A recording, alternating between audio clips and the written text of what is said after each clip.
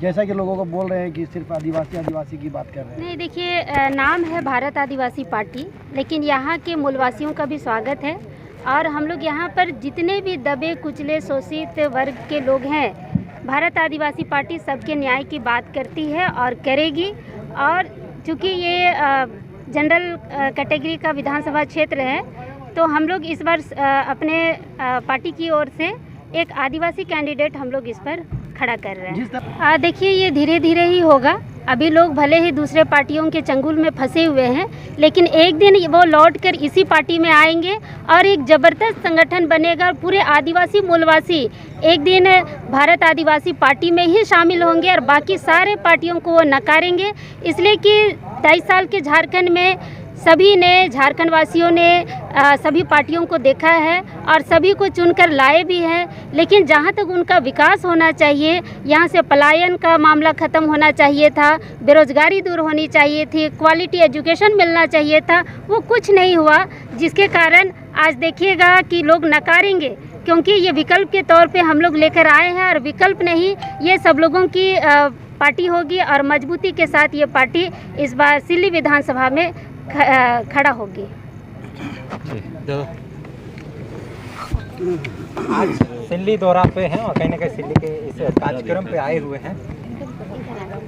जी, क्या कहना चाहेंगे? झारखंड में कई पार्टियां हैं, जेएमएम, बीजेपी, कांग्रेस, आशु, क्या चुनौती दे पाएगी भारत आदिवासी पार्टी? देखिए, मुझे पूर्ण विश्वास है कि भारत आदिवासी पार्टी के पास जो नीति और सिद्धांत है, बाकी पार्टी के पास तो कोई नीति है नहीं है, कोई सिद्धांत नहीं है, कोई आइडियोलॉजी नहीं है। आइडियोलॉजी लेस पार्टी है, ये विचारधारा से लेस है। इसलिए हमें विश्वास है लोग स्वीकार करेंगे और इस बार विधानसभा चुनाव में लोग तय करेंगे कि लोग त्रस्त है। 24 साल गुजर गए झारखंड बने और 24 साल में एक बच्चा पैदा होकर के जवानी की दहलीज छू लेते हैं, लेकिन झारखंड होने के बाद भी 24 साल में ना विस्थापन, ना पलायन, ना रोजगार, ना आपका कोई भी नियोजन नीति बने। क्या तो नीतिगत भी असुरक्षित है? क्या कहेंगे? बिल्कुल, नौकरी असुरक्षित नहीं है, यहाँ असुरक्षित है नौकरी। बाहर के लोग नौकरी कर रहे हैं और जमीन यहाँ बाहर के लोग सादा पट्टा में लूट रहे हैं और उसके लिए यहाँ का उपायुक्त जिम्मेवार है, गवर्नर जिम्मेवार है। जो सारे साथ जो जिम्मेवारी है, जो उनको जिस मकसद से 5वीं अनुसूची में बैठाए हैं, आज उसका वो पालन नहीं कर रहे। संविधान का उल्लंघन गवर्नर हाउस से हो रहा है और जो संविधान की सुरक्षा, आदिवासियों को, मूल निवासियों की सुरक्षा के लिए जो जिला में उपायुक्त का कार्य होता है, वह निभाते नहीं है। पेशा कानून के लिए लगातार कई बड़े बड़े आंदोलन हो चुके हैं, लागू करने को लेकर क्या कहेंगे? मैं उसका पिटिशनर हूँ कोर्ट में और उसका आदेश हो चुका है। 2 महीने के समय दिया गया है झारखंड सरकार को, हंस कर या लागू करे या रोके। 2 महीना, अभी ये महीना पूरा हो जा रहा है। 2 महीना के उपरांत यदि लागू नहीं करेगा तो मैं कोर्ट ऑफ कॉन्टेम्प्ट में जा रहा हूँ। दादा, आदिवासियों का एक बड़ा मुद्दा है ट्राइबल सब प्लान का, तो भारत आदिवासी पार्टी की ओर से क्या स्ट्रेटजी रहेगी? देखिए, जो भारत में आदिवासियों का विकास के लिए अभी से नहीं, जब संविधान बना 275 में ये उल्लेख है, अनुच्छेद 275 में ट्राइबल सब प्लान का ये उल्लेख है कि आदिवासियों का विकास के लिए केवल भारत में नीति और ये जो पैसा निर्गत करने का योजना है। लेकिन आज तक यहाँ 75 साल गुजर गए, 76 साल ये पार हो रहा है, तो 76 वर्ष में आदिवासी कहाँ से कहाँ पहुँच सकता था। आदिवासी को हर साल यदि 1 करोड़ रुपया भी दिए होते तो हम अपने से खुद रोड, नली, गली और विकास करते। तो क्या यही कारण है फ्री की योजनाओं में? बिल्कुल बुड़बक बना रहा 5 किलो। तो मुझे ऐसे सक्षम बनाओ कि मैं 5 किलो राशन मैं सरकार को दूं। तो 5 किलो में हमको क्या ये उद्धार कर रहे हैं भाई? हमारे देना है तो अभी जिला अध्यक्ष है, रांची जिला अध्यक्ष झारखंड के। आज क्या कुछ कहना चाहेंगे? देखिए, आज यहाँ रांची जिला का सिल्ली विधानसभा का अंतर्गत आज यहाँ पर कार्यकर्ता सम्मेलन किया गया है और हम लोग यहाँ पर जोरदार तैयारी कर रहे हैं विधानसभा का और कहीं ना कहीं इसका फल हम लोग को मिलेगा। इतना बड़ा आपको एक तरह से कहा जाए कि जिम्मेवारी दी गई है, किस तरह से देखते हो उसको? कैसे मतलब कीजिएगा? इतना कम समय, काफ़ी चुनौती भी है।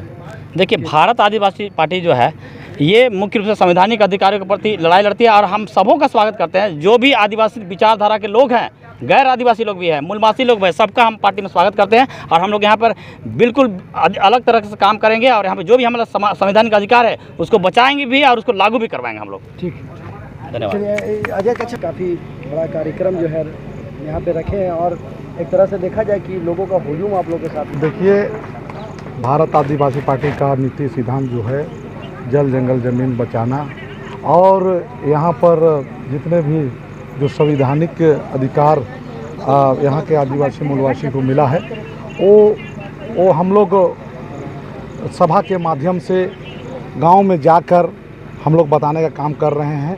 और आप अब देख रहे हैं कि भारत आदिवासी पार्टी पूरे देश में गूंज उठी है, और आने वाला विधानसभा में भी हम लोग ये तैयारी समझिए, ये टेलर समझिए, ये और फिल्म बाकी रहेगा, और पूरा हम लोग जम से जोर शोर से हम लोग यहाँ आपका अभी जितने लोग बहुत लोग आए हैं वो लोग सदस्यता ग्रहण भी करेंगे, और ये चटानी एकता का हम लोग यहाँ परिचय देंगे। बहुत सारे लोग एक तरह से कहा जाए कि कह रहे हैं अगेंस्ट पार्टी वाला कि लोग बरसाती मेंढक है, आएगा फिर चल जाएगा।